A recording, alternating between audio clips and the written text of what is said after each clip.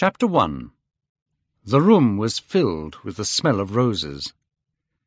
Sitting on a sofa, smoking a cigarette, was Lord Henry Wotton. Through the open door came the distant sounds of the London streets.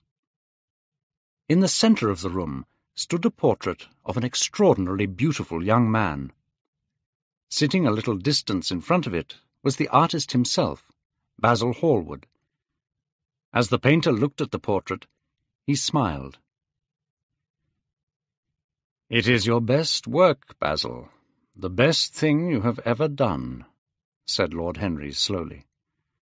"You really must send it next year to the Grosvenor. The Grosvenor is really the only place to exhibit a painting like that." "I don't think I shall send it anywhere," the painter answered, moving his head in that odd way that used to make his friends laugh at him at Oxford University. "No, I won't send it anywhere." Lord Henry looked at him in surprise through the thin blue smoke of his cigarette. "Not send it anywhere? My dear man, why not? What odd people you painters are." "I know you will laugh at me," Basil replied, "but I really can't exhibit it. I have put too much of myself into it." Lord Henry stretched himself out on the sofa and laughed. "Too much of yourself in it? Basil, this man is truly beautiful. He does not look like you." "You don't understand me, Harry," answered the artist. "Of course I am not like him. I would be sorry to look like him. It is better not to be different from other people. The stupid and ugly have the best of this world.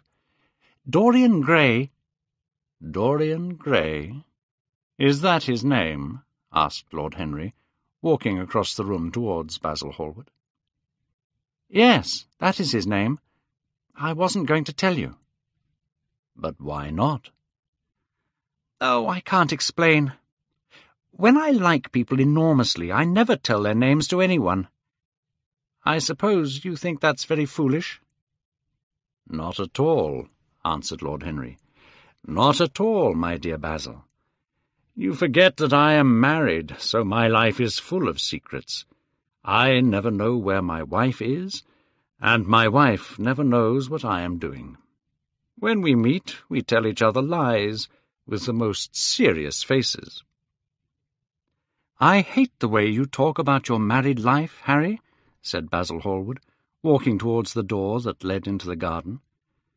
"I believe you are really a very good husband, but that you are ashamed of it. You never say a good thing, and you never do a wrong thing." Lord Henry laughed, and the two men went out into the garden together. After a pause, Lord Henry pulled out his watch. "I am afraid I have to go, Basil," he said in a quiet voice. "But before I go, I want you to explain to me why you won't exhibit Dorian Gray's picture. I want the real reason." "I told you the real reason." "No, you did not. You said that it was because there was too much of yourself in it. Now, that is childish." "Harry," said Basil Hallward, looking him straight in the face, "every portrait that is painted with feeling is a portrait of the artist, not the sitter. I will not exhibit this picture because I am afraid that I have shown in it the secret of my own soul."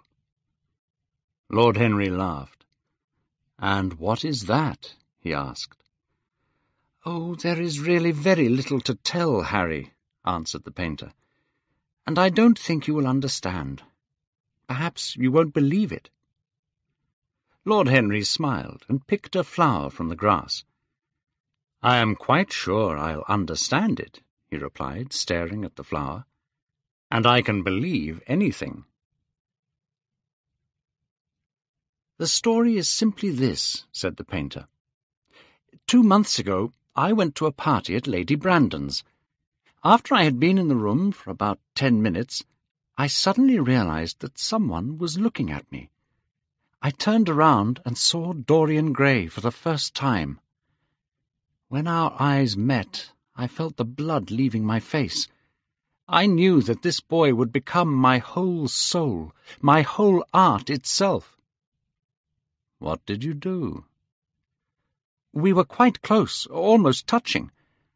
Our eyes met again. I asked Lady Brandon to introduce me to him. What did Lady Brandon say about Mr. Dorian Gray?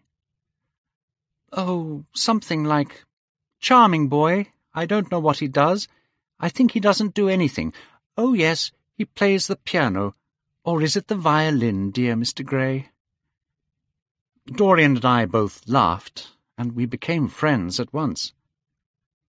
Laughter is not at all a bad beginning for a friendship, said the young lord, picking another flower.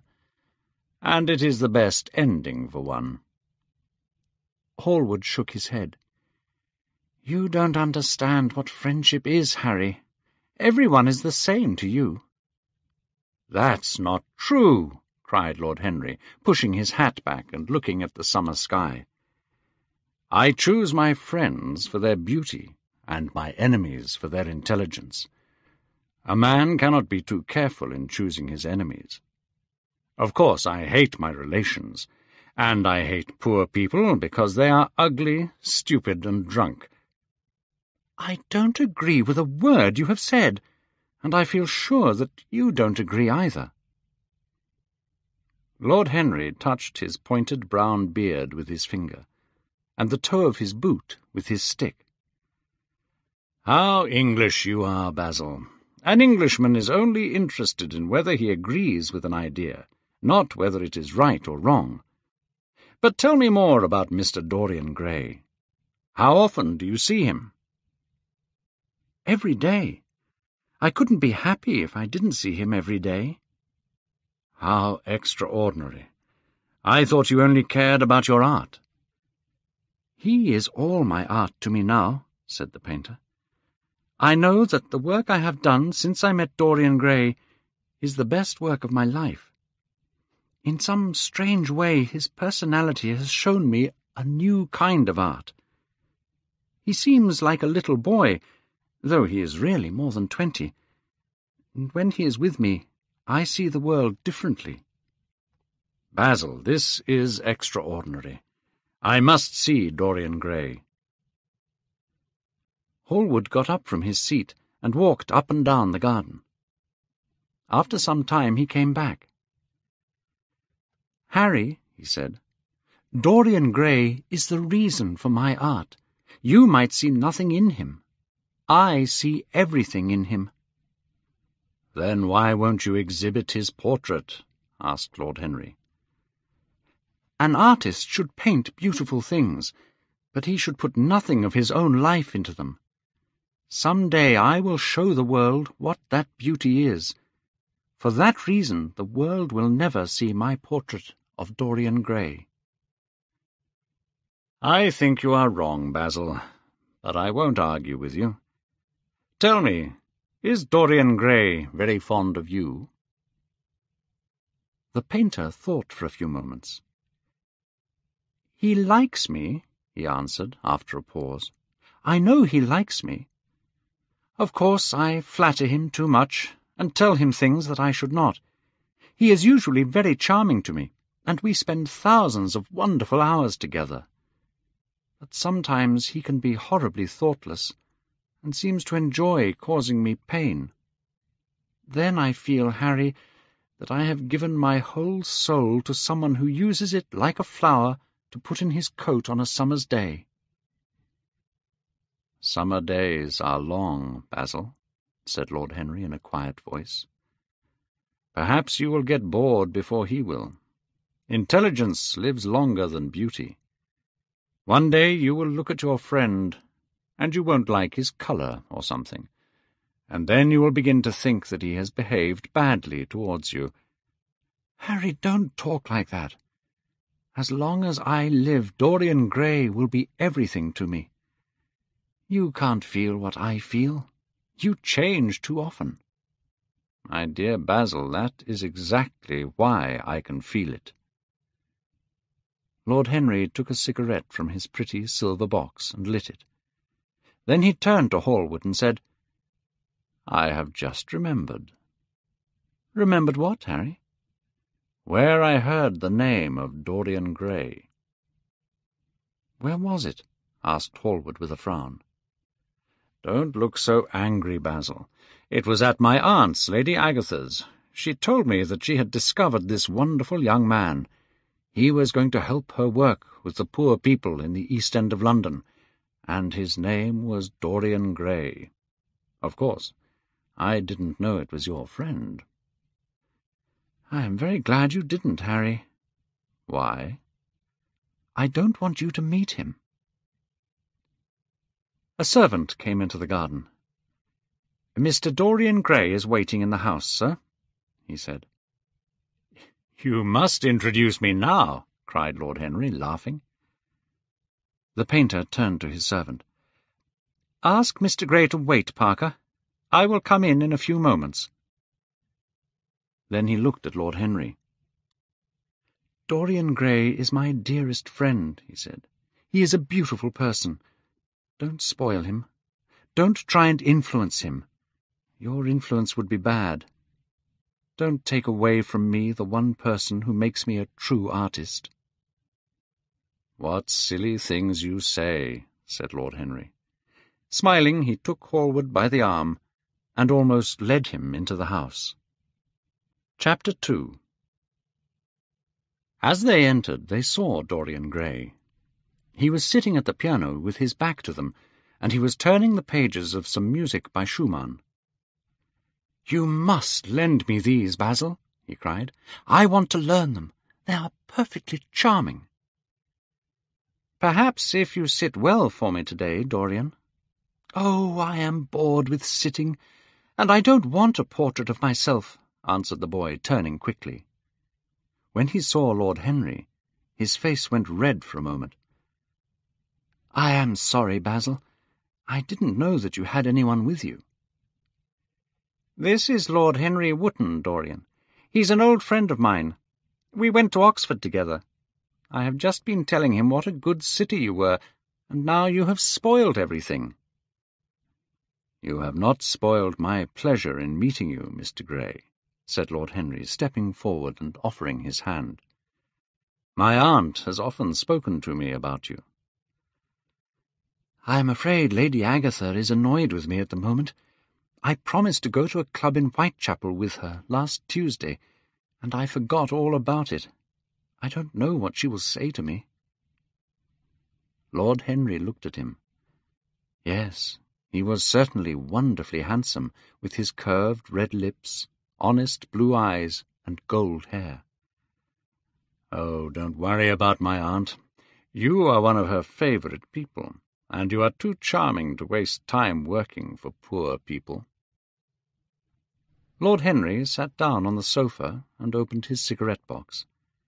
The painter was busy mixing colours and getting his brushes ready. Suddenly he looked at Lord Henry and said, "Harry, I want to finish this picture today. Would you think it very rude of me if I asked you to go away?" Lord Henry smiled and looked at Dorian Gray. "Shall I go, Mr. Gray?" he asked. "Oh, please don't, Lord Henry. I see that Basil is in one of his difficult moods, and I hate it when he is difficult, and I want you to tell me why I should not help the poor people." "That would be very boring, Mr. Gray. But I certainly will not run away if you do not want me to. Is that all right, Basil? You have often told me that you like your sitters to have someone to talk to." Hallward bit his lip. "If that is what Dorian wants. Dorian always gets what he wants." Lord Henry picked up his hat and gloves.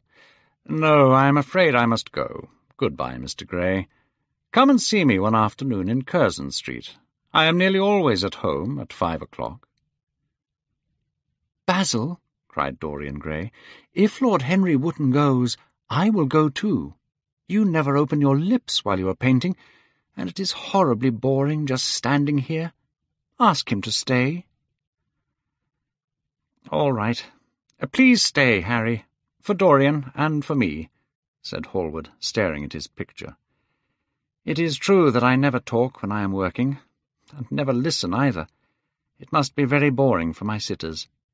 Sit down again, Harry, and Dorian, don't move about too much, or listen to what Lord Henry says. He has a very bad influence over all his friends." Dorian Gray stood while Hallward finished his portrait. He liked what he had seen of Lord Henry. He was so different to Basil, and he had such a beautiful voice. After a few moments he said to him, "Have you really a very bad influence, Lord Henry? As bad as Basil says?" "Influence is always bad." "Why?" "Because to influence someone is to give them your soul. Each person must have his own personality." "Turn your head a little more to the right, Dorian," said the painter. He was not listening to the conversation, and only knew that there was a new look on the boy's face. "And yet," continued Lord Henry in his low, musical voice, "I believe that if one man lived his life fully and completely, he could change the world. He would be a work of art greater than anything we have ever imagined. But the bravest man among us is afraid of himself. You, Mr. Gray, are very young, but you have had passions that have made you afraid, dreams—" "Stop!" cried Dorian Gray. "I don't understand what you are saying. I need to think." For nearly 10 minutes he stood there with his lips open and his eyes strangely bright. The words that Basil's friend had spoken had touched his soul. Yes, there had been things in his boyhood that he had not understood. He understood them now. With his smile, Lord Henry watched him. He knew the exact moment when to say nothing. He was surprised at the sudden effect of his words on the boy. How fascinating the boy was! Hallward continued painting, and did not notice that the others were silent. "Basil, I am tired," cried Dorian Gray suddenly. "I must go and sit in the garden. There is no air in here." "My dear boy, I am sorry. When I'm painting, my work is all I can think about. But you never sat better. I don't know what Harry has been saying to you, but there is a wonderful bright look in your eyes. I suppose he has been flattering you. You shouldn't believe a word he says." "He has certainly not been flattering me. Perhaps that is why I don't believe anything he has told me." "You know you believe it all," said Lord Henry, looking at him with his dreamy eyes. "I will go out to the garden with you. It's horribly hot in this room." "Don't keep Dorian too long," said the painter. "This is going to be my best painting." Lord Henry went out to the garden and found Dorian Gray holding a flower to his face. He came close to him and put his hand on his shoulder. Dorian Gray frowned and turned away. He liked the tall young man who was standing by him.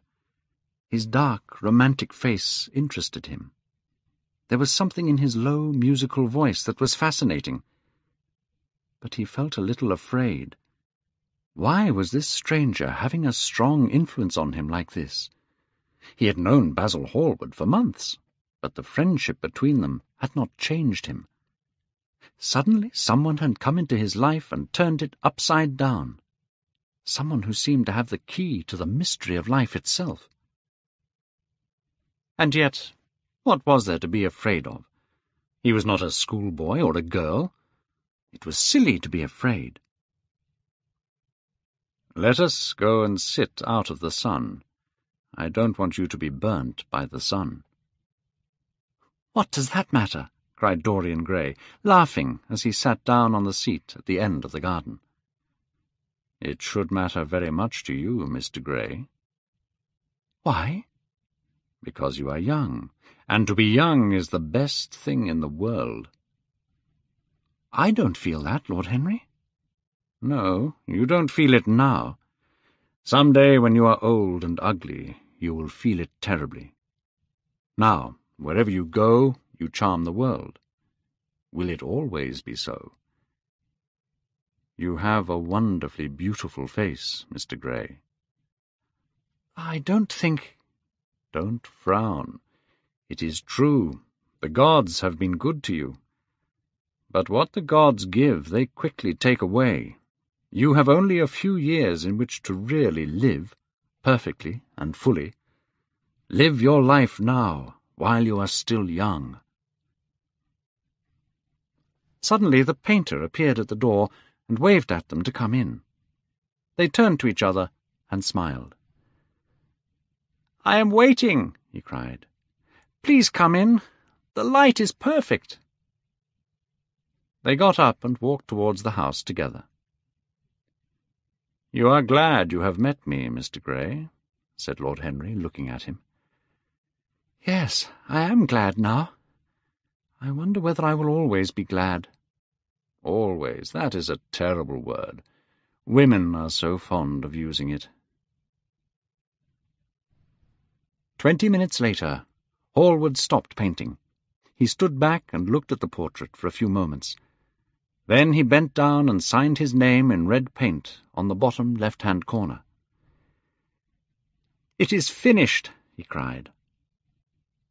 Lord Henry came over and examined the picture. It was certainly a wonderful work of art. "My dear man," he said, "it is the best portrait of our time. Mr. Grey, come over and look at yourself." Dorian walked across to look at the painting. When he saw it, his cheeks went red with pleasure. He felt that he recognized his own beauty for the first time. But then he remembered what Lord Henry had said. His beauty would only be there for a few years. One day he would be old and ugly. "Don't you like it?" cried Hallward, not understanding why the boy was silent. "Of course he likes it," said Lord Henry. "It is one of the greatest paintings in modern art. I will pay anything you ask for it. I must have it." "It is not mine to sell, Harry." "Whose is it?" "Dorian's, of course," answered the painter. "He is very lucky." "How sad it is," said Dorian Gray, who was still staring at his own portrait. "I will grow old and horrible, but this painting will always stay young. It will never be older than this day in June. If only it were the other way." "What do you mean?" asked Hallward. "If I could stay young and the picture grow old, for that, I would give everything. Yes, there is nothing in the whole world I would not give. I would give my soul for that." "I don't think you would like that, Basil," cried Lord Henry, laughing. "I certainly would not, Harry," said Hallward. Dorian Gray turned and looked at him. "You like your art better than your friends." The painter stared in surprise. Why was Dorian speaking like that?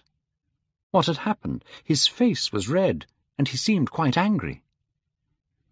"You will always like this painting. But how long will you like me? Until I start getting old. Lord Henry Wotton is perfectly right. When I lose my beauty, I will lose everything. I shall kill myself before I get old." Hallward turned white and caught his hand. "Dorian, Dorian!" he cried. "Don't talk like that. I have never had a friend like you, and I will never have another. How can you be jealous of a painting? You are more beautiful than any work of art." "I am jealous of everything whose beauty does not die. I am jealous of the portrait you have painted of me. Why should it keep what I must lose?" Hot tears came into his eyes as he threw himself on the sofa. "You did this, Harry," said the painter angrily. Lord Henry shook his head. It is the real Dorian Gray. That is all. Harry, I can't argue with two of my best friends at once. Between you both, you have made me hate the best piece of work I have ever done. I will destroy it. Dorian Gray watched as Hallward walked over to the painting table and picked up a knife. The boy jumped from the sofa, tore the knife from Hallward's hand, and threw it across the room. "Don't, Basil!" he cried. "Don't murder it!" "I am glad that you like my work at last, Dorian," said the painter coldly. "I never thought you would." "Like it? I am in love with it, Basil. It is part of myself. I feel that." "What silly people you are, both of you," said Lord Henry. "Let's forget about the painting for one night, and go to the theatre." "I would like to come to the theatre with you, Lord Henry." "And you will come too, won't you, Basil?" "I can't," said Hallward. "I have too much work to do." "Well, you and I will go together, Mr. Gray." The painter bit his lip and walked over to the picture. "I will stay with the real Dorian," he said sadly. Chapter 3. One afternoon, a month later, Dorian Gray was sitting in the little library of Lord Henry's house in Mayfair. Lord Henry had not yet come in. He was always late. Dorian Gray was bored, and once or twice he thought of going away. At last he heard a step outside, and the door opened. "How late you are, Harry," he said. "I am afraid it is not Harry, Mr. Gray. It is only his wife." He looked around quickly and got to his feet. "I am sorry. I thought—" "I know you quite well by your photographs. I think my husband has got 17 of them." 17, Lady Henry? Well, 18 then. And I saw you with him the other night at the theatre. But here is Harry." Lord Henry smiled at them both. "So sorry I am late, Dorian." "I am afraid I must go," said Lady Harry. "Goodbye, Mr. Gray." "Goodbye, Harry. You are eating out, I suppose? I am too. Perhaps I will see you later." "Perhaps, my dear," said Lord Harry, shutting the door behind her. Then he lit a cigarette and threw himself down on the sofa. "Never marry a woman with fair hair, Dorian," he said. "Why, Harry?" "Because they are romantic." "But I like romantic people." "Never marry at all, Dorian." "I don't think I will marry, Harry. I am too much in love." "Who are you in love with?" asked Lord Henry, after a pause. "With an actress," said Dorian Gray. "How ordinary." "You would not say that if you saw her, Harry." "Who is she?" "Her name is Sybil Vane." "I've never heard of her."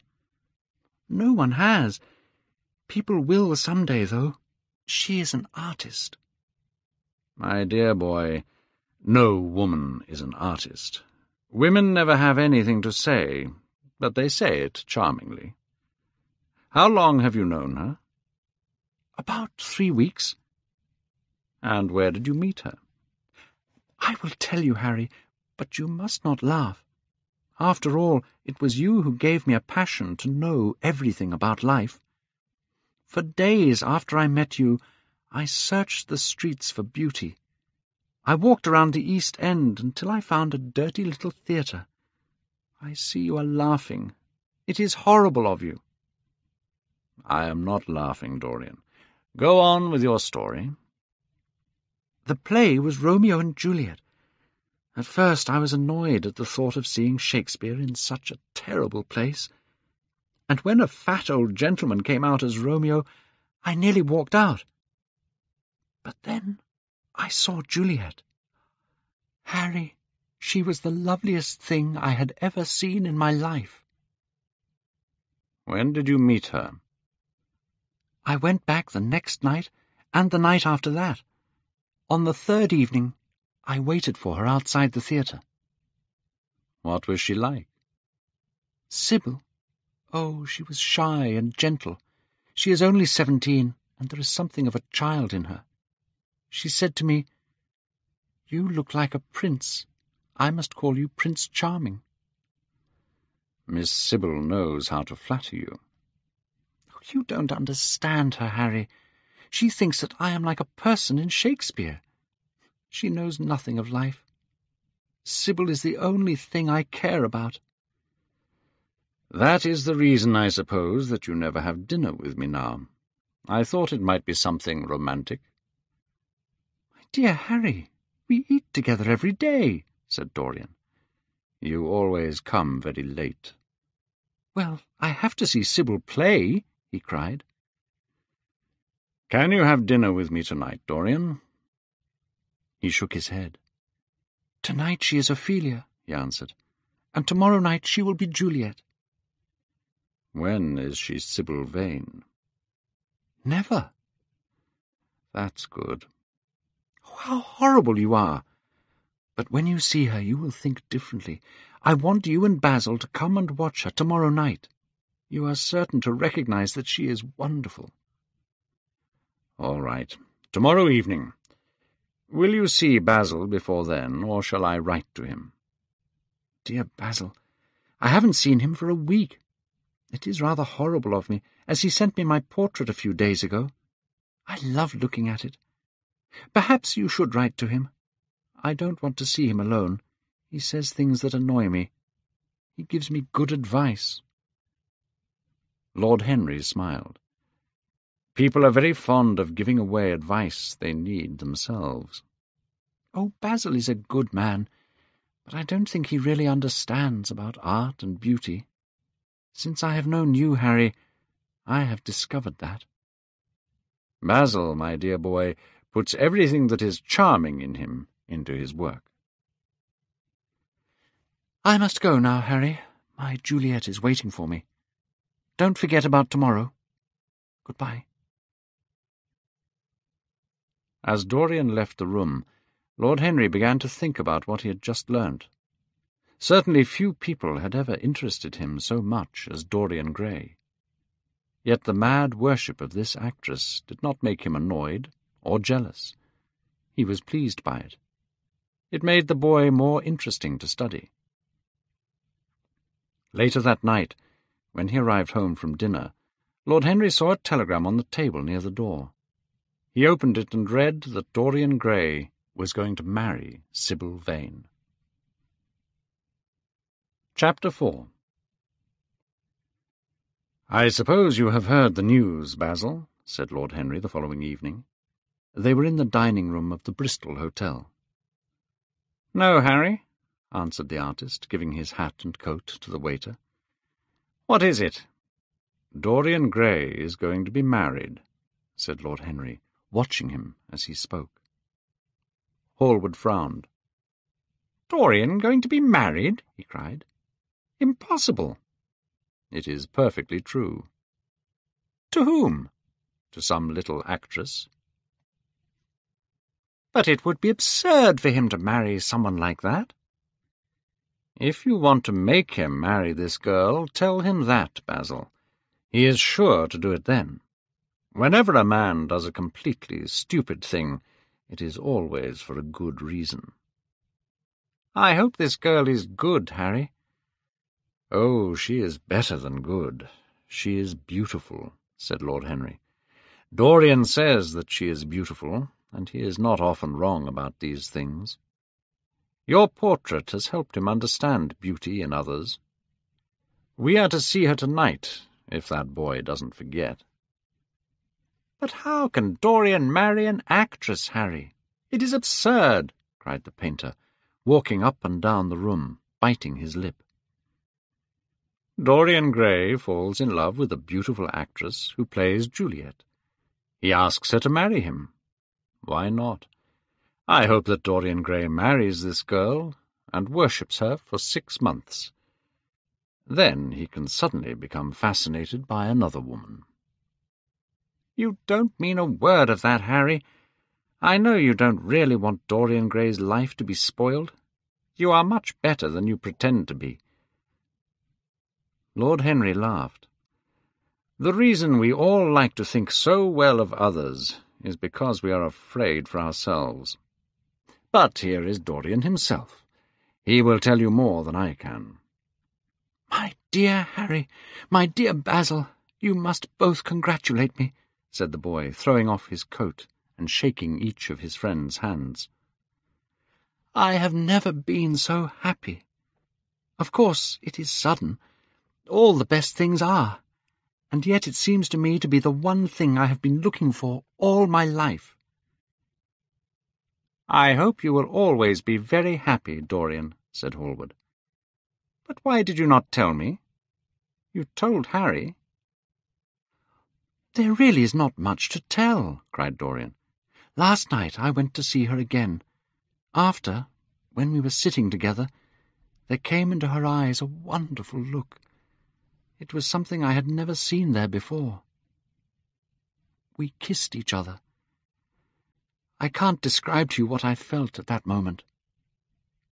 Have you seen her today? Asked Lord Henry. Dorian Gray shook his head. I have left her in Shakespeare's forest. I will find her in his garden. At what exact point did you use the word marry, Dorian? And how did she answer? Perhaps you forgot all about it. My dear Harry, it was not a business meeting. I told her I loved her. The whole world is nothing to me compared to her. But, my dear Dorian— Hallward put his hand on Lord Henry's arm. Don't, Harry. You have annoyed Dorian. He is not like other men. He would never harm anyone. Lord Henry looked across the table. Dorian is never annoyed with me, he answered. Dorian Gray laughed. When I am with Sybil Vane, I don't believe in anything you have taught me. I forget all your fascinating, terrible ideas. And those are? Asked Lord Henry, helping himself to some salad. Oh, your ideas about life, your ideas about love, your ideas about pleasure, all your ideas, Harry. Pleasure is the only thing worth having ideas about, he answered in his slow, musical voice.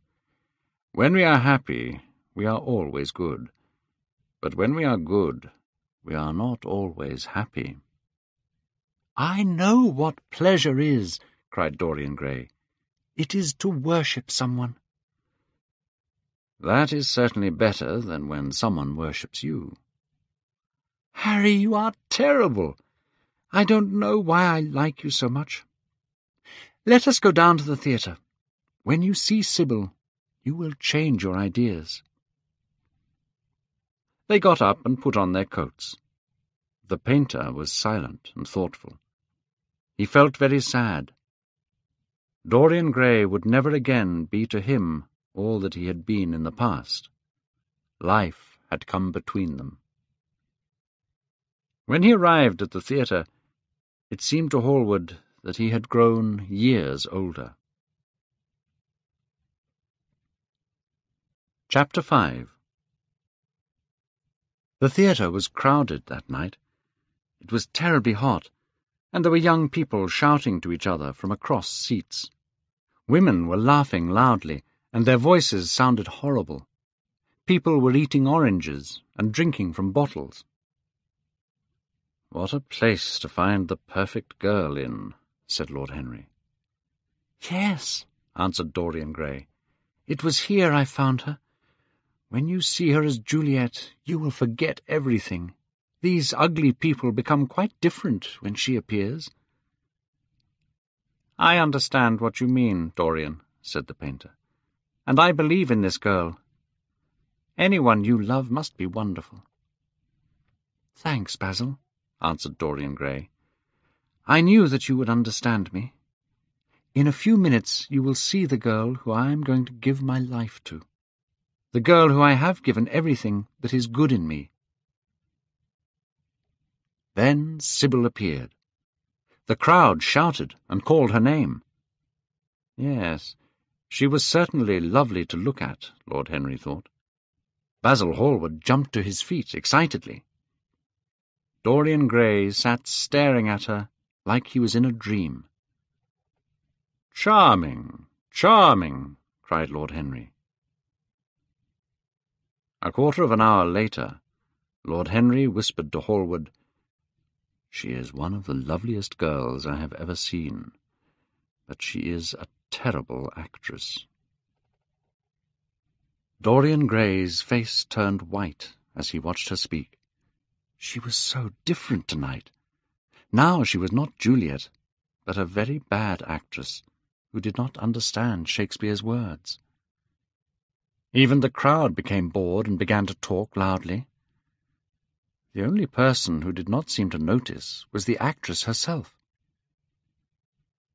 Lord Henry got up from his chair and put on his coat. "She is beautiful, Dorian," he said, "but she can't act. Let's go." "I am going to stay until the end," answered the boy in a cold voice. "I am awfully sorry that I have made you waste an evening, Harry. I apologize to you both." "My dear Dorian, perhaps Miss Vane is ill," said Hallward. "We will come some other night." "Come to the club with Basil and myself. We will smoke cigarettes and drink to the beauty of Sybil Vane. She is beautiful. What more do you want?" "Go away, Harry," cried the boy. "I want to be alone. Can't you see my heart is breaking?" Hot tears came to his eyes as Lord Henry and Hallward left the theatre. When it was over, Dorian Gray rushed to see Sybil Vane. The girl was standing there alone, with a look of extraordinary happiness on her face. "How badly I acted tonight, Dorian," she cried. "Horribly," he answered, staring at her. "It was terrible. Are you ill? Why did you make me suffer like that?" The girl smiled. "Dorian, don't you understand?" "Understand what?" he asked angrily. "Why I was so bad tonight. Why I will always be bad. Why I will never act well again."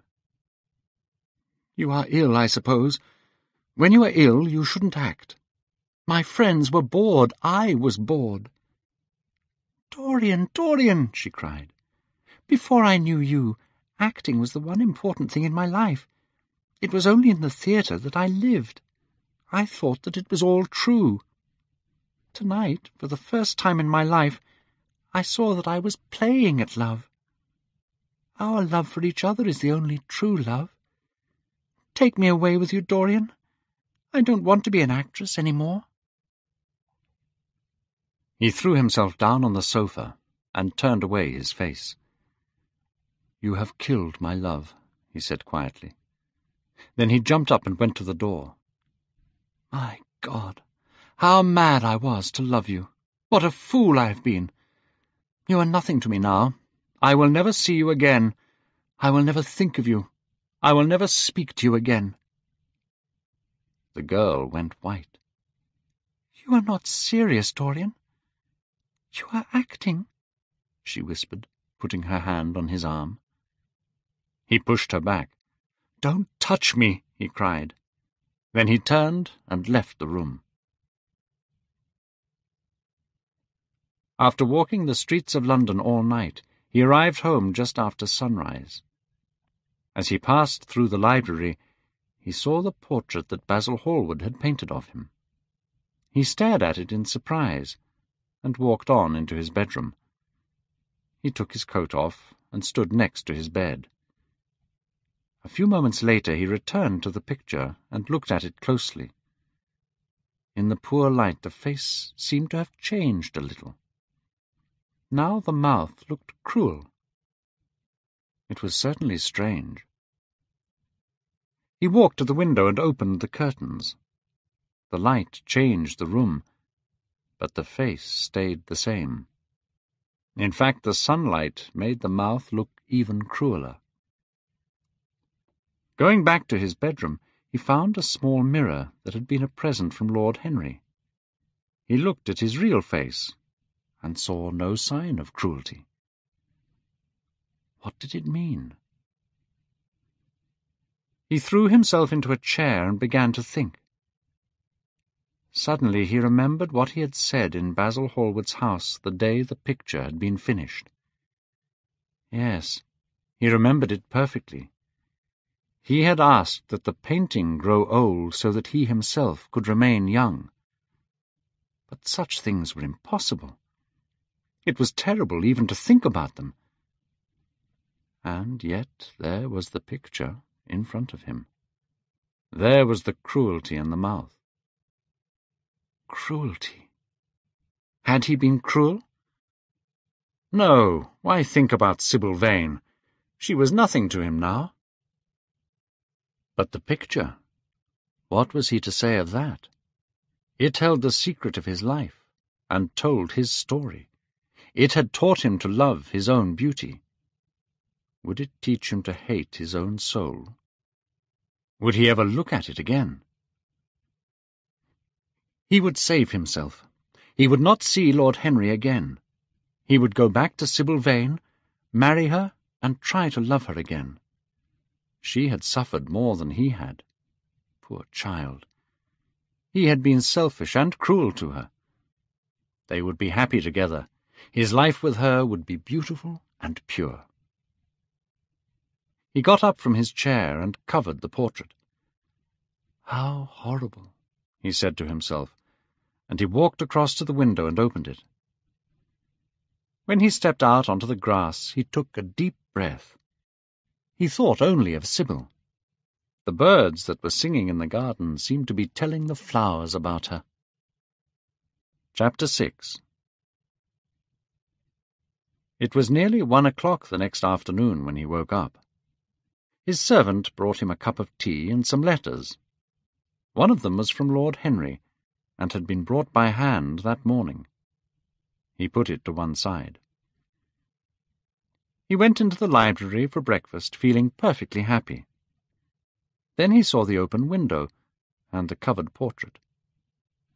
Was it all true, or had it just been a dream? But he remembered that cruel mouth so clearly. Dorian Gray sent his servant away and locked all the doors. Then he pulled the cover off the painting and saw himself face to face. It was true. The portrait had changed. For hours he did not know what to do or think. Finally he went over to the table and wrote a passionate letter to the girl he had loved. He asked her to forgive him for the terrible things he had said to her. Suddenly he heard a knock on the door, and he heard Lord Henry's voice outside. "My dear boy, I must see you. Let me in at once." He made no answer, but remained quite still. The knocking continued and grew louder. Yes, it was better to let Lord Henry in. He would explain to him the new life he was going to lead. He jumped up, covered the picture, and opened the door. "I am sorry about it all, Dorian," said Lord Henry as he entered. "But you must not think too much about it." "Do you mean about Sybil Vane?" asked the boy. "Yes, of course," answered Lord Henry, sitting down and slowly pulling off his yellow gloves. "It is terrible, but you are not to blame. Tell me, did you go behind and see her after it was over?" "Yes." "I felt sure that you had. Did you have an argument?" "I was cruel, Harry, terribly cruel. But it is all right now. I am not sorry for anything that has happened. It has taught me to know myself better." "Oh, Dorian, I am so glad that you see it that way." "I want to be good, Harry. I don't want my soul to be ugly. I am going to marry Sybil Vane." Marry Sybil Vane? Cried Lord Henry, standing up and staring at him in surprise. But, my dear Dorian— Yes, Harry, I know what you are going to say. Something horrible about getting married. Don't say it. Sybil will be my wife. Your wife? Dorian, didn't you get my letter? I wrote to you this morning. Your letter? Oh, yes, I remember. I have not read it yet, Harry. You know nothing yet, then? What do you mean? Lord Henry walked across the room and sat down next to Dorian Gray. Taking both his hands in his own, he held them. "Dorian," he said, "my letter was to tell you that Sybil Vane is dead." A cry of pain came from the boy's lips, and he jumped to his feet. Dead! Sybil dead! It is not true! It is a horrible lie! "It is true, Dorian," said Lord Henry. "It is in all the morning newspapers. The police will be asking questions, and you must keep your name out of any scandal. Things like that make a man fashionable in Paris, but in London they are a disaster for any gentleman. I suppose they don't know your name at the theatre? If they don't, it is all right. Did anyone see you going round to her room?" Dorian did not answer for a few moments. Finally he said in a strange voice, "Harry, did you say that the police are asking questions? What did you mean by that? Did Sybil— Oh, Harry, this is terrible." "I am sure that it was not an accident, though it must be described that way officially. She swallowed something horrible they use at theatres." Harry, it is terrible," cried the boy. "Yes, it is very sad, of course, but it is nothing to do with you. Come with me to dinner, and after we will go to the theatre." "So I have murdered Sybil Vane," said Dorian Gray, half to himself. "Yet the roses are not less lovely. The birds still sing happily in my garden. And tonight I will have dinner with you and go to the theatre. How extraordinary life is. My first passionate love letter was to a dead girl. Yet why is it that I cannot feel this tragedy as much as I want to? I don't think I am heartless. Do you?" "You have done too many foolish things in the last fortnight to be heartless, Dorian," answered Lord Henry, with his sweet, sad smile. The boy frowned. "I don't like that explanation, Harry," he said. "But I am glad you don't think I am heartless." "A woman has killed herself for the love of you," said Lord Henry. "That is very beautiful." They were silent. The evening darkened in the room. After some time Dorian Gray looked up. "How well you know me. But we will not talk again of what has happened. It has been something wonderful. That is all. Now I have to dress, Harry. I feel too tired to eat anything. But I will join you later at the theatre." As Lord Henry closed the door behind him, Dorian rushed to the portrait and tore off the cover. No, there was no further change in the picture. It had received the news of Sybil Vane's death before he had known of it himself. Tears came to his eyes as he remembered her. He brushed them away and looked again at the picture. He felt the time had come to choose. Or had he already chosen? Yes, life had decided that for him. The portrait was going to carry his shame. That was all. An hour later he was at the theatre, and Lord Henry was sitting beside him. Chapter 7. As he was eating breakfast the next morning, Basil Hallward was shown into the room. "I am so glad I have found you, Dorian," he said. "I called last night, and they told me that you were at the theatre. Of course I knew that was impossible. I had a terrible evening worrying whether one tragedy would be followed by another. I can't tell you how heartbroken I am about the whole thing. Did you go and see the girl's mother? What did she say about it all?" "My dear Basil, I don't know," said Dorian Gray. He looked very bored. "I was at the theatre." "You went to the theatre?" said Hallward, speaking very slowly. "You went to the theatre where Sybil Vane was lying dead?"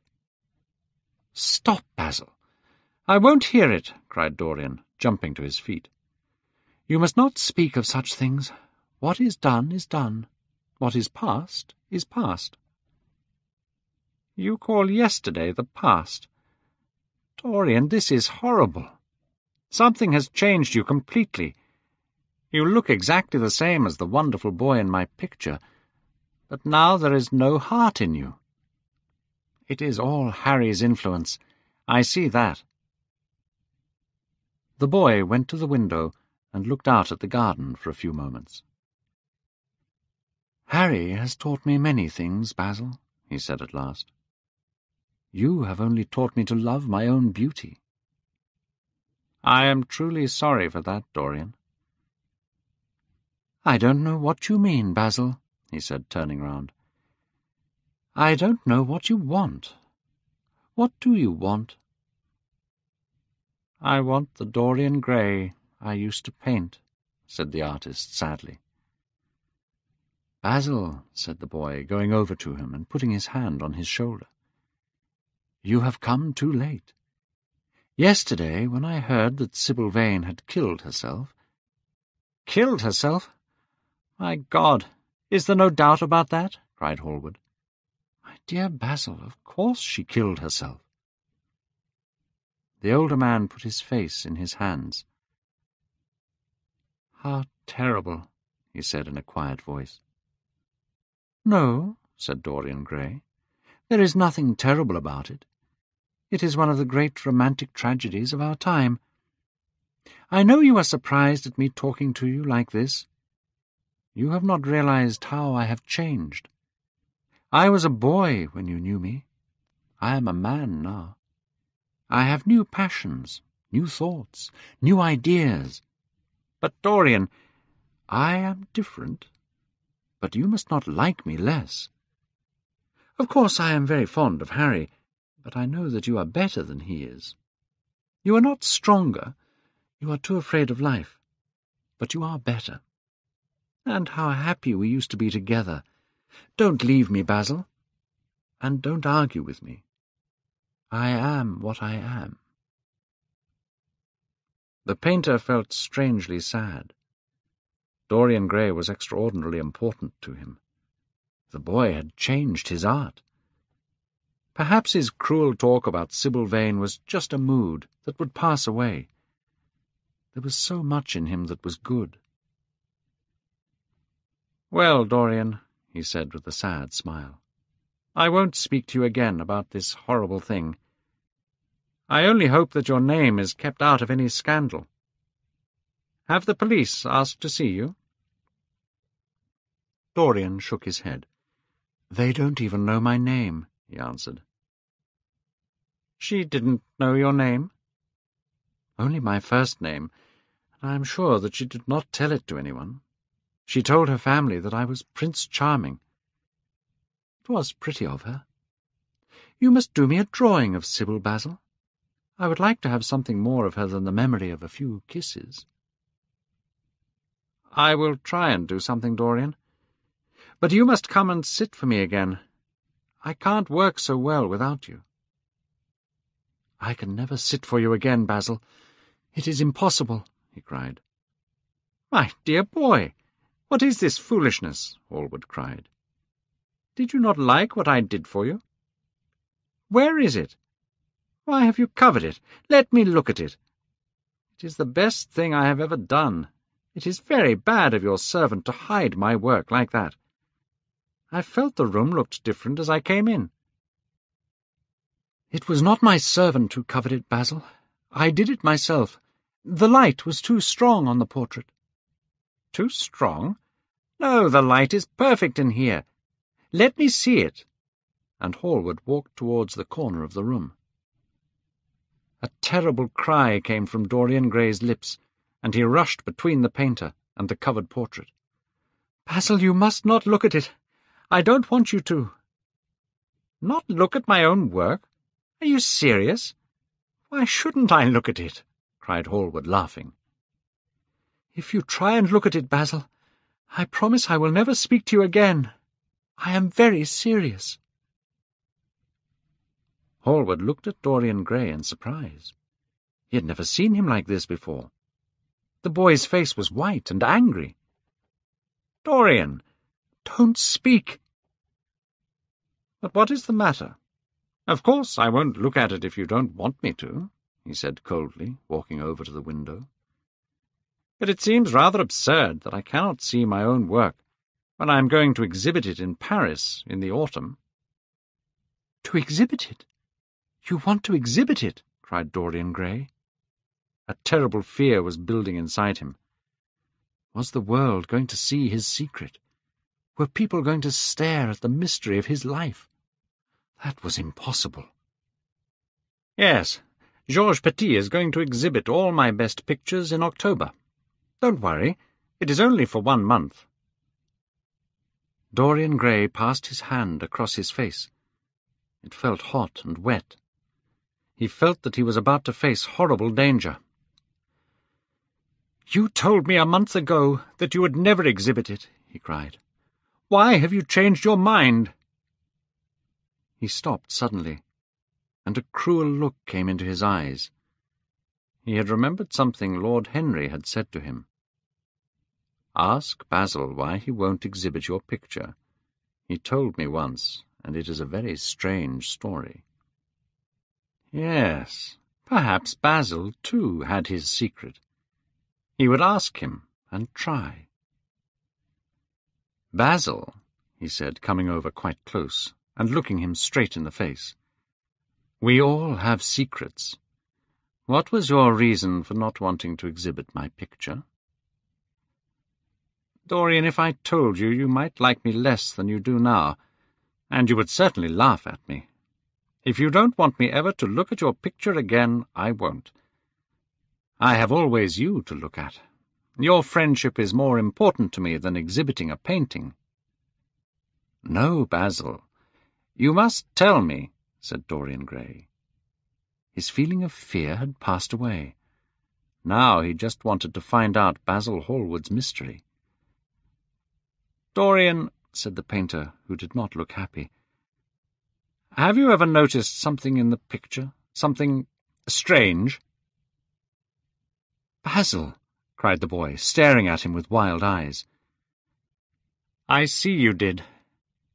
Dorian, from the moment I met you, your personality had the most extraordinary influence over me. I worshipped you. I was jealous of everyone you spoke to. I wanted to have you all to myself. I was only happy when I was with you. When you were away from me, you were still there, in my art." "Basil—" "No, don't speak. I must tell you now what I did not tell you then. That I decided to paint a wonderful portrait of you. I put all my feelings for you into that picture.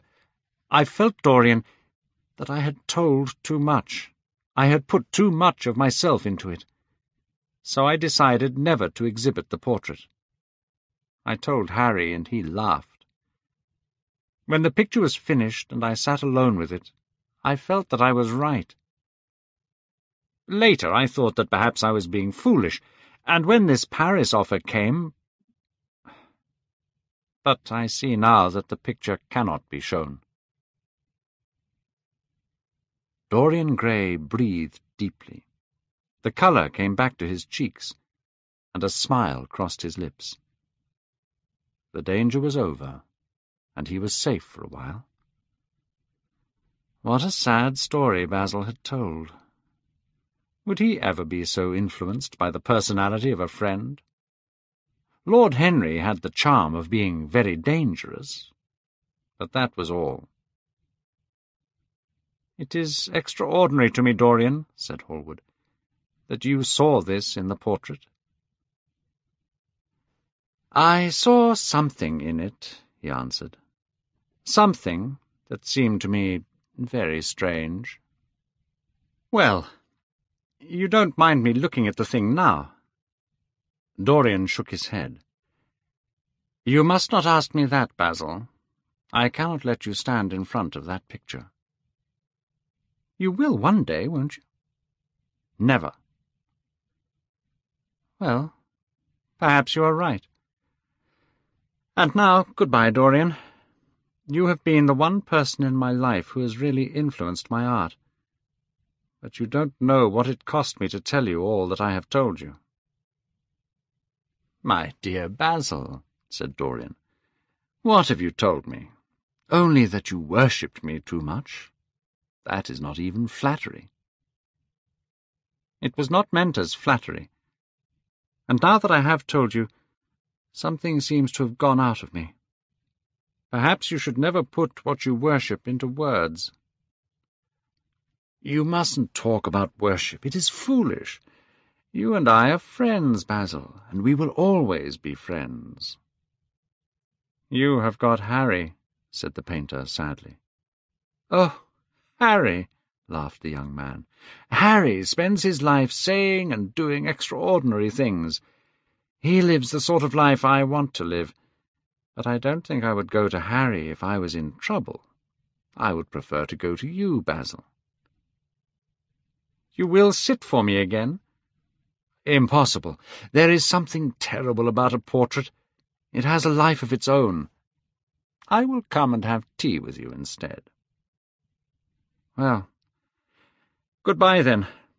I am sorry that you won't let me look at the picture again, but I understand what you feel about it." As he left the room, Dorian Gray smiled to himself. Poor Basil! How little he knew of the true reason. And now he understood more the painter's wild and jealous feelings, and he felt sorry. There was something tragic in a friendship so corrupted by passion. He rang the bell to call his servant. He had to hide the portrait immediately. It had been mad of him to leave it in a place where it could be discovered by his friends. Chapter 8. When the servant entered, Dorian Gray asked him to send Mrs. Leaf to him in the library. Mrs. Leaf had been with his family for many years. He asked her for the key to the old schoolroom. "The old schoolroom, Mr. Dorian?" she cried. "But it is full of dust. I must clean it first." "I don't want it cleaned, Mrs. Leaf. I only want the key." "Well, sir, you'll be covered with dust if you go into it. It hasn't been opened for nearly 5 years, not since your grandfather died." He frowned at this reminder of his grandfather. He had bad memories of all his family. "That does not matter," he answered. "I just want to see the place, that is all. Give me the key." "Here is the key, sir," said the old lady.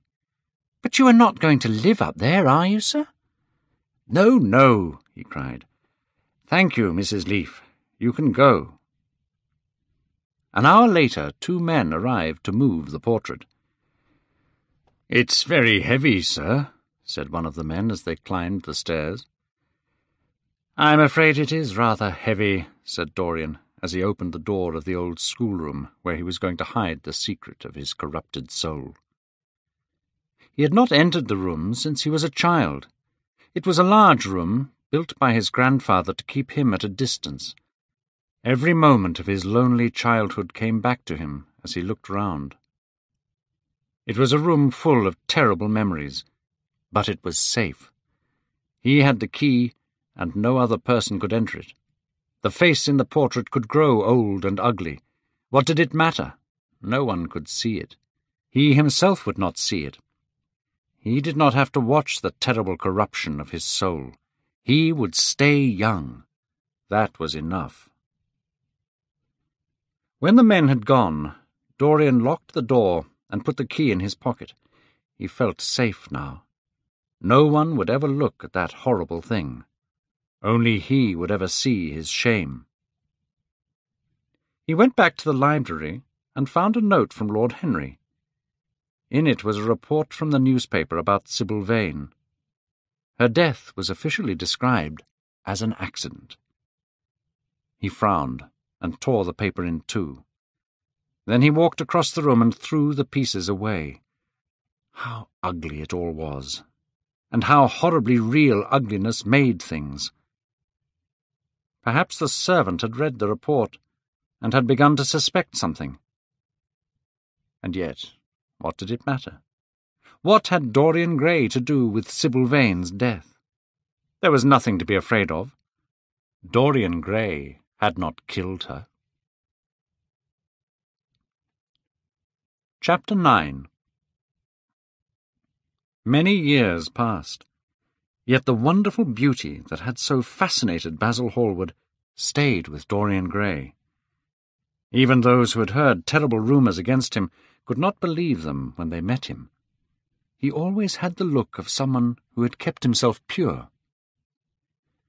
Many people suspected that there was something very wrong with Dorian's life, but only he knew about the portrait. Some nights he would secretly enter the locked room. Holding a mirror in his hand, he would stand in front of the picture Basil Hallward had painted. He would look first at the horrible old face in the picture, and then at the handsome young face that laughed back at him from the mirror. He fell more and more in love with his own beauty, and more interested in the corruption of his own soul. Then something happened that changed everything. It was on the 9th of November, the day before his 38th birthday. He was walking home from Lord Henry's, and the night was cold and foggy. At the corner of Grosvenor Square and South Audley Street, a man passed him in the fog. He was walking very fast, and had the collar of his coat turned up.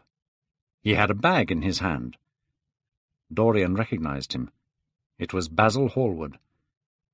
A strange fear made Dorian walk off quickly in the direction of his own house. But Hallward had seen him. Dorian heard him hurrying after him. In a few moments his hand was on his arm.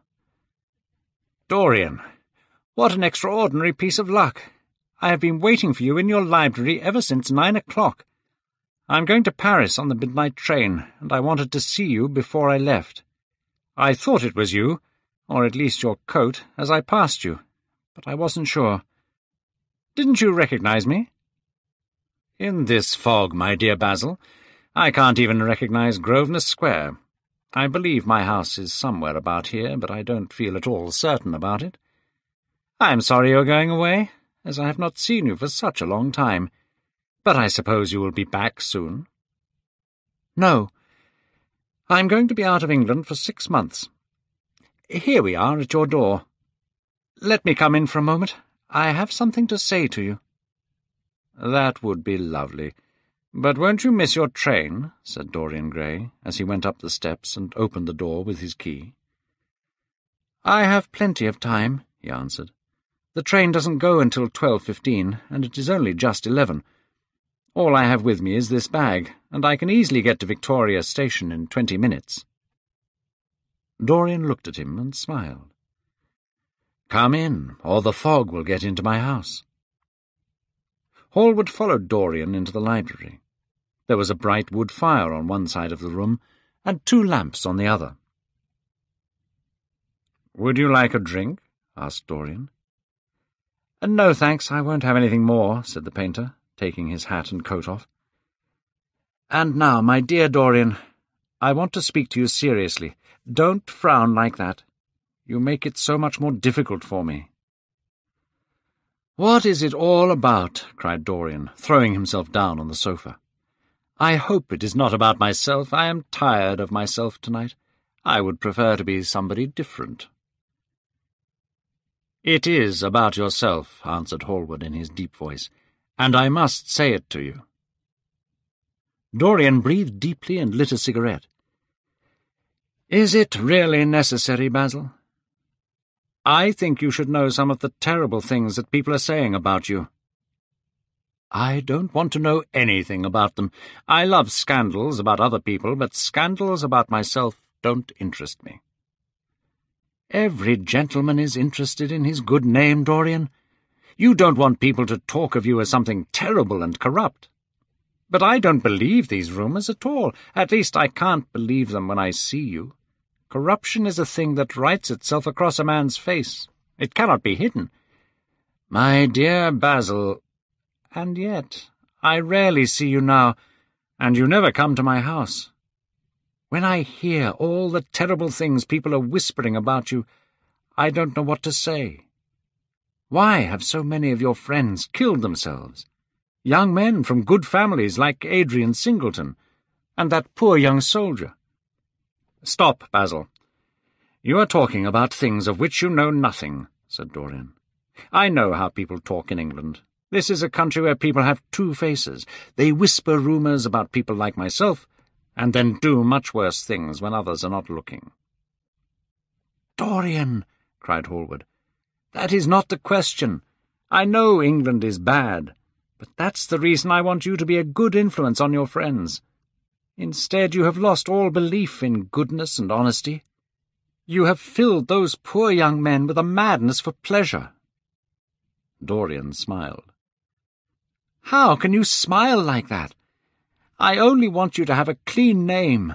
You have a wonderful influence. Let it be for good. Yet I wonder whether I know you. But I can't answer that question. I would need to see your soul." "To see my soul?" cried Dorian Gray. He jumped up from the sofa, turning almost white with fear. "Yes," answered Hallward. There was a deep sadness in his voice. "To see your soul. But only God can do that." A bitter laugh came from the lips of the younger man. "You will see it yourself tonight," he cried, picking up a lamp from the table. "Come. It is your own work. Why shouldn't you look at it? You can tell the world all about it after, if you want. Nobody will believe you. If they do believe you, they will like me better for it. Come, I tell you. You have talked enough about corruption. Now you will see it face to face." There was madness in every word he said. He felt a terrible delight that someone was going to share his secret. The man who had painted the portrait was going to share his shame. The painter would suffer for the rest of his life with the memory of what he had done. "Yes," he continued, coming closer to him, "I will show you my soul. You will see what you think only God can see." Hallward jumped back. "You cannot say things like that, Dorian," he cried. "They are horrible, and they don't mean anything." "You think so?" He laughed again. "I know so, Dorian. You have to tell me—" "Don't touch me. Finish what you have to say." The painter felt extraordinarily sad. He walked over to the fire and stood there. "I am waiting, Basil," said the young man in a hard, clear voice. He turned round. "What I have to say is this," he cried. "You must give me some answer to the horrible things people are saying against you. Tell me that they are not true, Dorian. Can't you see what I am going through? My God! Don't tell me that you are bad and corrupt and shameful." Dorian Gray smiled.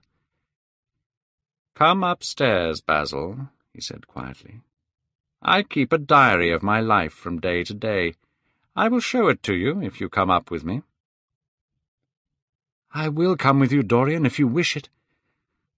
I see I have missed my train. It does not matter, I can go tomorrow. But don't ask me to read anything tonight. All I want is a simple answer to my question." "I will give it to you upstairs. I could not give it to you here. You will not have to read for long." Chapter 10. He passed out of the room and began climbing the stairs. Basil Hallward followed close behind. They walked softly, as people always do at night. The lamp made strange shadows on the wall and stairs. When they reached the top, Dorian put the lamp down on the floor. He took the key out of his pocket and turned it in the lock. "You really want to know, Basil?" he asked in a low voice. "Yes." "I am delighted," he answered, smiling. Then he added, "You are the one man in the world I want to know everything about me. You have influenced my life more than you think." Taking up the lamp, he opened the door and went in. Cold air passed between them. "Shut the door behind you," he whispered, as he placed the lamp on the table. Hallward looked around the room in surprise. The room had clearly not been lived in for years. The whole place was covered with dust, and there were holes in the carpet. A mouse ran across the floor. "So you think that it is only God who sees the soul, Basil. Take the cover off the portrait, and you will see mine." The voice that spoke was cold and cruel. "You are mad, Dorian," said Hallward, frowning. "You won't take the cover off? Then I will do it myself," said the young man, throwing the old purple curtain to the ground. A cry of fear came from the painter's lips when he saw the face in the portrait. It was Dorian Gray's face he was looking at, and it still had some of that wonderful beauty, but now there were terrible signs of age and corruption. But who had done it? He held the lamp up to the picture. In the left-hand corner was his name, painted in red. What had happened? He had never done that. Still, it was his own picture. He knew it, and it made his blood turn to ice. His own picture. What did it mean? Why had it changed? He turned and looked at Dorian Gray with the eyes of a sick man. The young man was standing near the wall, watching him. He had taken the flower out of his coat and was smelling it. "What does this mean?" cried Hallward at last. His own voice sounded high and strange. "Years ago, when I was a boy," said Dorian Gray, closing his hand on the flower, "you met me and flattered me. You taught me to love my beauty. One day you introduced me to a friend of yours. He explained to me how wonderful it was to be young. You finished a portrait of me that showed me how wonderful it was to be beautiful. In a mad moment I made a wish." "I remember it. Oh, how well I remember it. No, the thing is impossible. There must be something wrong with the paint. I tell you, the thing is impossible." "Is anything really impossible?" said the young man, going over to the window. "You told me you had destroyed it." "I was wrong. It has destroyed me." "I don't believe it is my picture. There was nothing bad in it, nothing shameful. You were perfect to me. This is a face from hell." "It is the face of my soul. Each of us has heaven and hell in him, Basil," cried Dorian wildly. Hallward turned again to the portrait and stared at it. "My God, is this true?" he cried. "Is this what you have done with your life? You must be even worse than people say." Hallward threw himself into the chair by the table and put his face in his hands. The lamp fell to the floor and went out. "Good God, Dorian, what an awful lesson! What an awful lesson!" There was no answer, but he could hear the young man crying at the window. "We must ask God for forgiveness. I worshipped you too much. I am punished for it. You worshipped yourself too much. We are both punished." Dorian Gray turned slowly around and looked at him. There were tears in his eyes. "It is too late, Basil," he said. "But don't you see that hellish thing staring at us?" Dorian Gray looked at the picture. Suddenly he felt that he hated Basil Hallward. He hated the man sitting at the table more than he hated anything in his life. He looked wildly around.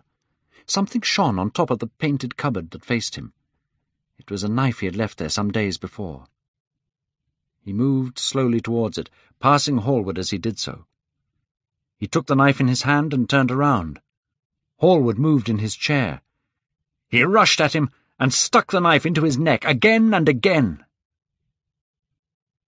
He threw the knife down on the table and stood back. He could hear nothing but the sound of blood falling onto the carpet. He opened the door and went out onto the stairs. The house was completely quiet. No one was there. How quickly it had all been done! Feeling strangely calm, he walked over to the window and opened it. The wind had blown the fog away and the sky was clear. He looked down and saw a policeman walking down the street. He was shining a lamp in all the houses. Closing the window, he went back into the room. He did not look at the murdered man. He felt that the secret of the whole thing was not to think about it at all. The friend who had painted the terrible portrait had gone out of his life. That was enough. He picked up the lamp and walked out of the room, locking the door behind him. As he walked down the stairs, he thought that he heard what sounded like cries of pain. He stopped several times and waited. No. Everything was still. When he reached the library, he saw the bag and coat in the corner. They must be hidden away somewhere. He unlocked a secret cupboard and threw them in. He could easily burn them later. Then he pulled out his watch. It was 20 minutes to 2.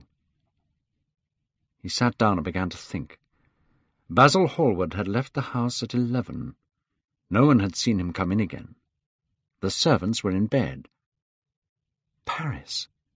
Yes, it was to Paris that Basil had gone, and by the midnight train, as he had planned.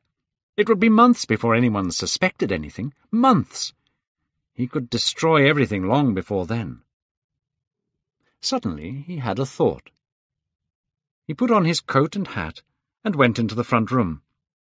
From the window he could see the policeman passing the house. He waited and held his breath. After a few moments he went out of the house, shutting the door very gently behind him. Then he began ringing the bell. In about 5 minutes a servant appeared. He was half-dressed and looked very sleepy. "I am sorry I had to wake you up, Francis," he said, stepping in, "but I have forgotten my key.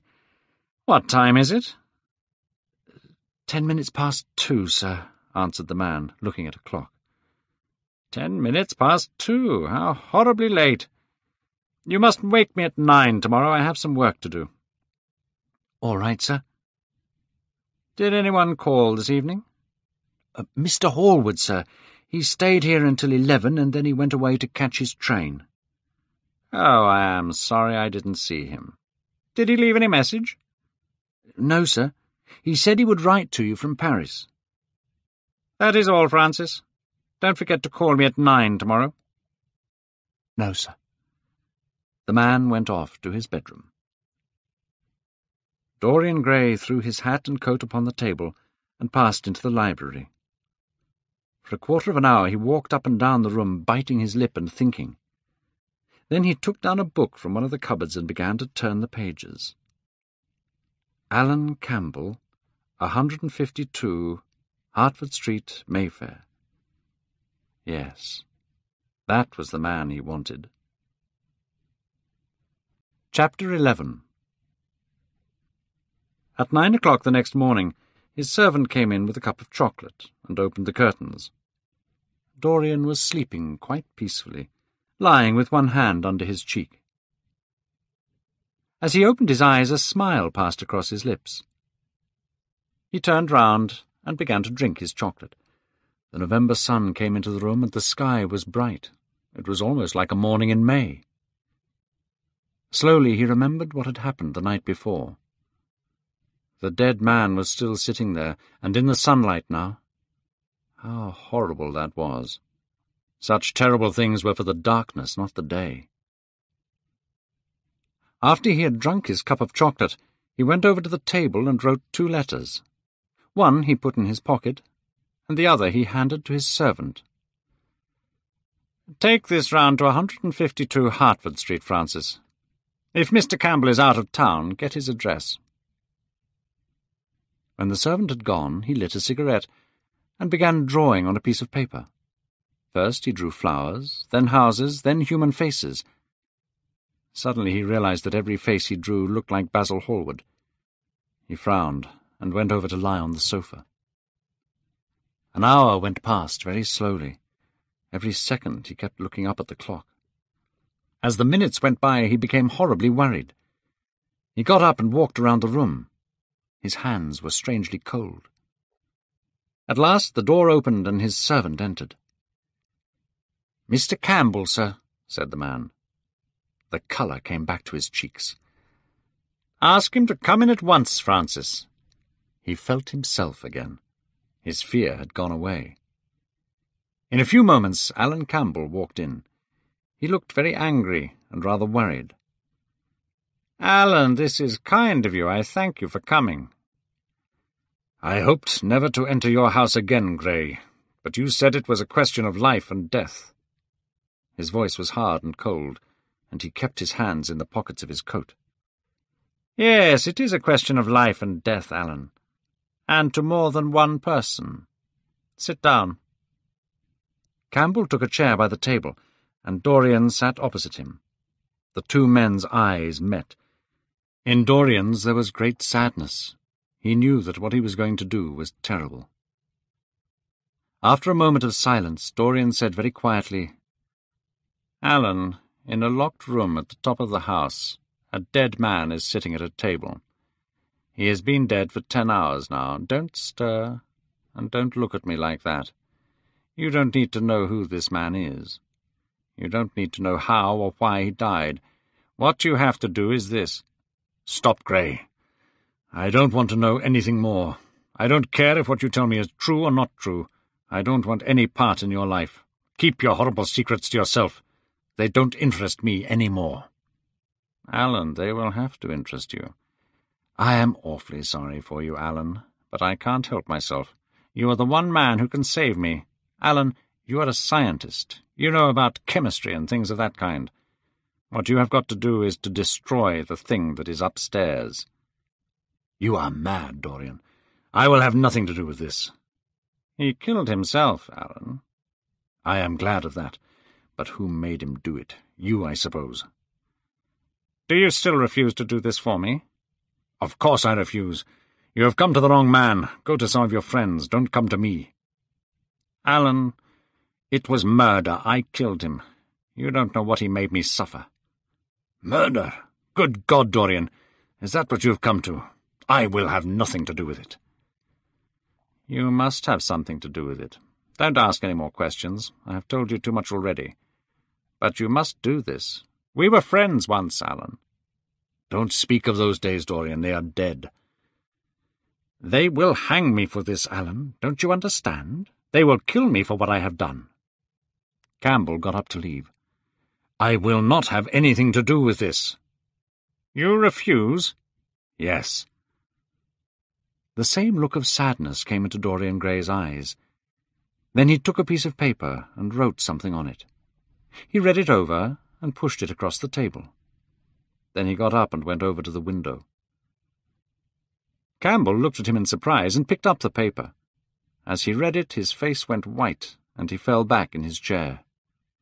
After 2 or 3 minutes without speaking, Dorian came and stood next to him. "I am very sorry for you, Alan," he said, putting his hand on his shoulder. "But there is no other way. I have a letter written already. Here it is. You see the address. If you don't help me, I will send it. You know what will happen. But you are going to help me. It is impossible for you to refuse now." Campbell put his face in his hands. "The thing is quite simple, Alan. It has to be done. Face it and do it." A terrible sound came from Campbell's lips. "Come, Alan, you must decide now." Alan paused for a moment. "Is there a fire in the room upstairs?" "Yes, there is a gas fire." "I must go home and get some things."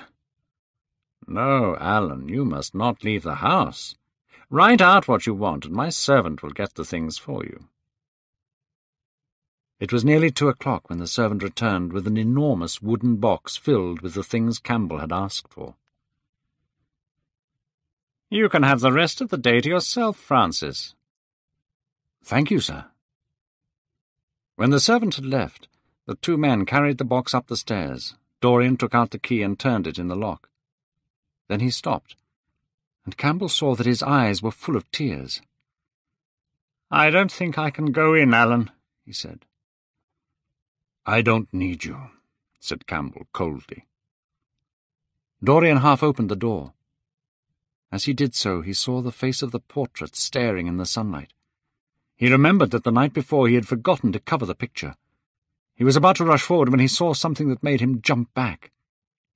There was blood on one of the hands in the portrait. How horrible it was! He hurried into the room, trying not to look at the dead man. Picking the curtain off the floor, he threw it over the picture. Then he rushed out of the room and down the stairs. It was long after 7 when Campbell came back into the library. He was quiet and white in the face, but very calm. "I have done what you asked me to do," he said. "And now goodbye. Let us never see each other again." "You have saved me, Alan. I cannot forget that," said Dorian simply.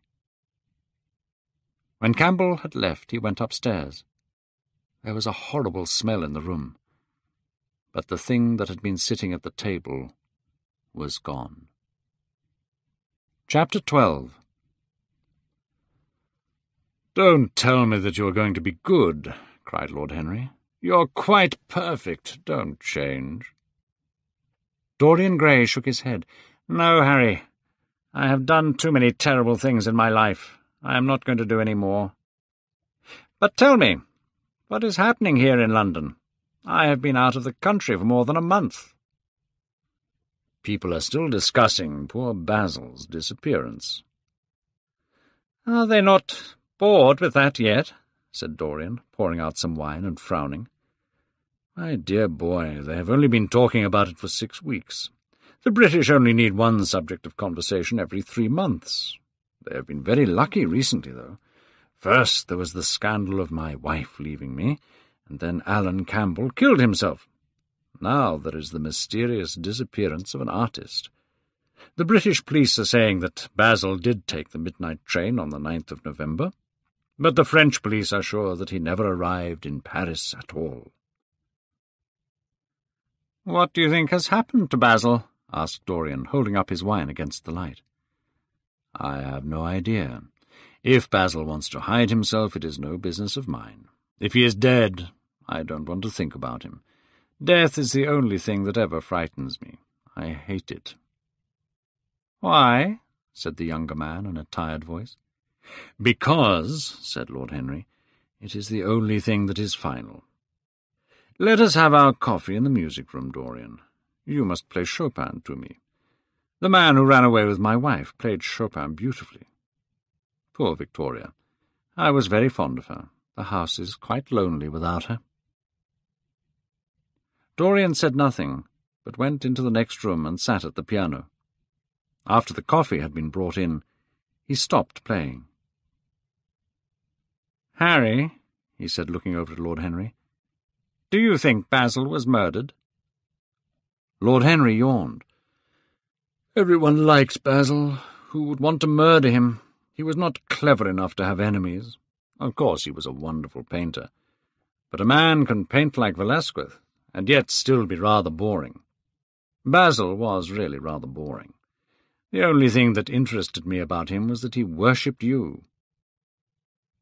"I was very fond of Basil," said Dorian sadly. "But don't people say he was murdered?" "Oh, some newspapers do. But I don't think it is likely. I know there are awful places in Paris, but Basil was not the sort of man to go to them." "What would you say, Harry, "If I told you that I had murdered Basil?" said the younger man. He watched him carefully after he had spoken. "No, Dorian. You would not murder anyone. It is ordinary people who murder. It is their way of finding the extraordinary pleasure that art gives us." "A way of finding the extraordinary pleasure? Do you think that a man who has murdered could do it again? Don't tell me that." "Oh, anything becomes a pleasure if you do it too often," cried Lord Henry, laughing. "That is one of the most important secrets of life. I believe, though, that murder is always a mistake. One should never do anything one cannot talk about after dinner. But let us pass from poor Basil. I wish I could believe that he has died some romantic death, but I can't. He probably fell into the Seine off a bus. I can see him now lying on his back in the dirty green water. During the last 10 years he had not been painting well." Lord Henry walked across the room and touched the head of a strange grey bird that he kept in the music-room. Then he turned to face Dorian. "Yes," he continued, taking his handkerchief out of his pocket. "His painting seemed to me to have lost something. When you and he stopped being great friends, he stopped being a great artist. What was it that separated you? I suppose he bored you. If so, he never forgave you. By the way, what happened to that wonderful portrait he did of you? I don't think I've ever seen it since he finished it." "I told you years ago that it was stolen." "Oh, I remember. You never got it back? What a shame. It really was wonderful. I remember I wanted to buy it. I wish I had it now." "I never really liked it," said Dorian. "I am sorry I sat for it. The memory of the thing is hateful to me." "How sad you look. Don't be so serious. Play me some music, Dorian. And as you play, tell me in a low voice why you still look so young. I am only 10 years older than you are, and I have grey hair and yellow skin. You are really wonderful, Dorian." "Harry, please. You have never looked more charming than you do tonight. You remind me of the day I first saw you. You were very shy and absolutely extraordinary. You have changed, of course, but not in appearance. You are still the same." "I am not the same, Harry." "Yes, you are the same. I wish I could change places with you, Dorian. The world has cried out against us both, but it has always worshipped you. It always will worship you. Life has been your art." Dorian got up from the piano and passed his hand through his hair. "Yes, life has been beautiful," he said quietly. "But I am not going to have the same life, Harry, and you must not say these things to me. You don't know everything about me. I think that if you did, even you would turn away from me. You laugh. Don't laugh." "Why have you stopped playing, Dorian? Let us go to the club. It has been a charming evening, and we must end it charmingly. There is someone I want to introduce to you, young Lord Poole. He has already copied your ties, and he very much wants to meet you. He is quite charming, and he reminds me of you." "I hope not," said Dorian, with a sad look in his eyes. "But I am tired tonight, Harry. I won't go to the club. It is nearly 11, and I want to go to bed early." "Please stay. You have never played so well as tonight." "It is because I am going to be good," he answered, smiling.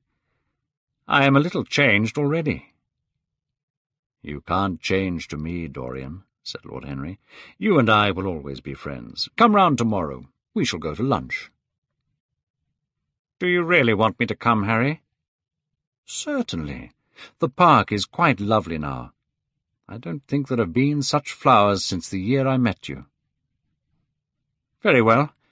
I shall be here at 11, said Dorian. "Good night, Harry." Chapter 13. It was a lovely night. He walked home with his coat on his arm, smoking his cigarette. 2 young men in evening dress passed him. He heard one of them whisper to the other, "That is Dorian Gray." He remembered how pleased he used to be when he was stared at or talked about. He was tired of hearing his own name now. When he reached home, he found his servant waiting up for him. He sent him to bed and threw himself down on the sofa in the library. He began to think about some of the things that Lord Henry had said to him. Was it really true that one could never change? There had been a time when he had been good and innocent. He had corrupted himself and become a terrible influence on others. He had even got pleasure from this corruption. Yet his soul had once been the purest of all. Was all that gone? Was there no hope for him? In one terrible moment of passion he had asked to stay young for all time. All his failure had been because of that. He had not been punished, but perhaps punishment was what he had needed. Punishment cleaned the soul. The mirror that Lord Henry had given to him so many years ago now was standing on the table. He picked it up, remembering that horrible night when he had first noticed the change in the picture. Once, someone who had loved him passionately had written him a mad letter. It had ended with these words: "The world is changed because you are made of gold." He repeated them to himself and suddenly realized that he hated his own beauty. Throwing the mirror on the floor, he broke the glass into little pieces with his foot. It was his beauty that had spoiled him. It was better not to think of the past. Nothing could change that. He had to think of his future. Alan Campbell had shot himself one night, and his terrible secret had died with him. The interest in Basil Hallward's disappearance would soon pass away. He was perfectly safe there. What worried him was the death of his own soul. Basil had painted the portrait that had destroyed his life. He could not forgive him that. It was the portrait that had done everything. The murder had just been the madness of the moment. As for Alan Campbell, he had killed himself. It was nothing to do with Dorian Gray. A new life. That was what he wanted. That was what he was waiting for. Perhaps it had begun already. He would never again spoil innocence. He would be good. He began to wonder if the portrait in the locked room had changed. Was it still as horrible as it had been? Perhaps if his life became pure, the face in the portrait would become beautiful again. He would go and look. He took the lamp from the table and went upstairs. As he opened the door, a smile of happiness passed across his young face. Yes, he would be good, and the ugly thing he had locked away would not frighten him any more.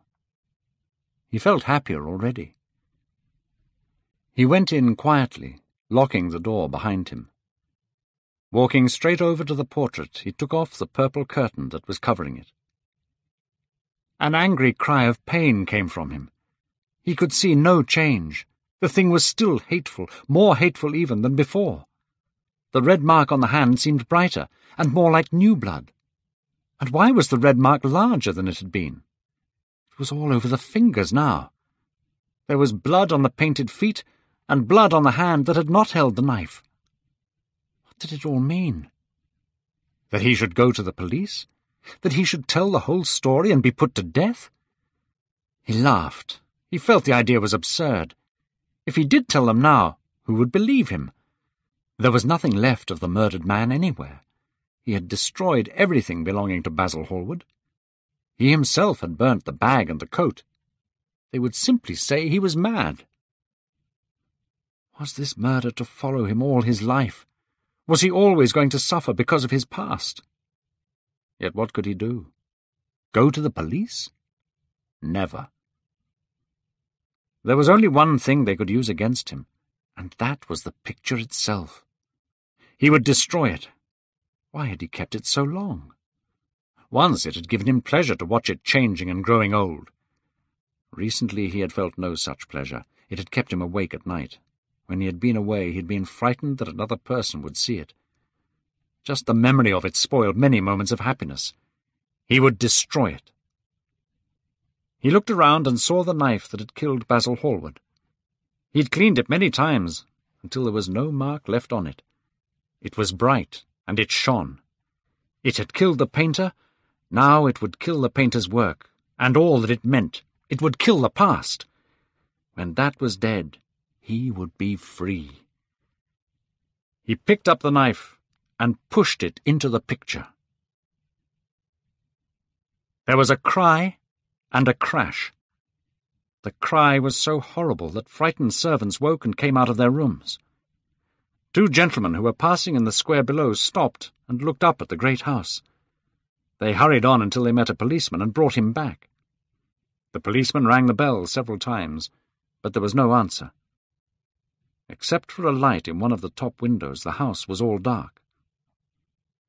After a time he went away and stood in the garden of the next house and watched. "Whose house is that?" asked the older of the 2 gentlemen. "Mr. Dorian Gray's, sir," answered the policeman. They looked at each other as they walked away and laughed cruelly. They knew who Dorian Gray was. Inside the house the servants were talking in low whispers to each other. Old Mrs. Leaf was crying. Francis was as white as death. After about a quarter of an hour they went fearfully upstairs. They knocked, but there was no reply. They called out. Everything was still. They tried the door. It was locked. Finally they got on the roof and came into the room through the window. When they entered the room, they found a portrait hanging on the wall. It showed Mr. Dorian Gray as they had last seen him, young and beautiful. Lying on the floor was a dead man in evening dress. He had a knife in his heart. He was old and horribly ugly. It was not until they saw his rings that they recognized who the man was.